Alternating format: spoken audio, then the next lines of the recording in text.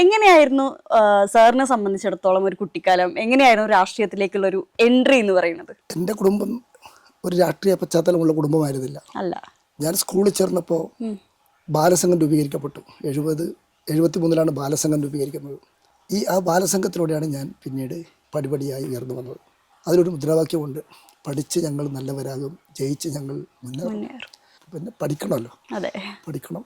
അപ്പോൾ പ്രസംഗിക്കാൻ പഠിക്കണം, കാര്യങ്ങൾ പഠിക്കണം. അങ്ങനെ ബാലസംഘത്തിൽ മറ്റു കുട്ടികളോട് കാര്യങ്ങൾ പറയാൻ വേണ്ടി ഞാൻ ഓരോന്നോരോന്ന് പഠിച്ചു. SSLC പാസ്സായപ്പോൾ കാസർഗോഡ് ഗവൺമെൻറ് കോളേജിൽ ചേർന്നു. അവിടെ സഫയുടെ സെക്രട്ടറിയായി, ഉടനെ താലൂക്ക് സെക്രട്ടറിയായി. അന്ന് അവിഭക്ത കണ്ണൂർ ജില്ലയാണ്. ജില്ലാ ഭാരവാഹിയായി, സ്റ്റേറ്റ് കമ്മിറ്റിയായി ഞാൻ SFIയിലൂടെ ഉയർന്നു വന്നു.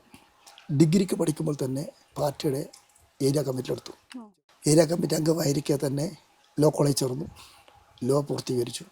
ഇതിൻ്റെ ഇടയിൽ തന്നെ DYFIയുടെ ജില്ലാ പ്രസിഡന്റ് എന്ന നിലയിൽ ജില്ലാ ഭാരവാഹി, സംസ്ഥാന കമ്മിറ്റി, അങ്ങനെ DYFIയുടെ SFI വിട്ട് പഠിച്ചുകൊണ്ടിരിക്കെ തന്നെ DYFI. അതേ സമയത്ത് ഞാൻ പാർട്ടിയുടെ ഏരിയ സെക്രട്ടറി ആവുന്നു. 24-ാമത്തെ വയസ്സിൽ ഞാൻ കാസർഗോഡ് ഏരിയ സെക്രട്ടറിയാണ്.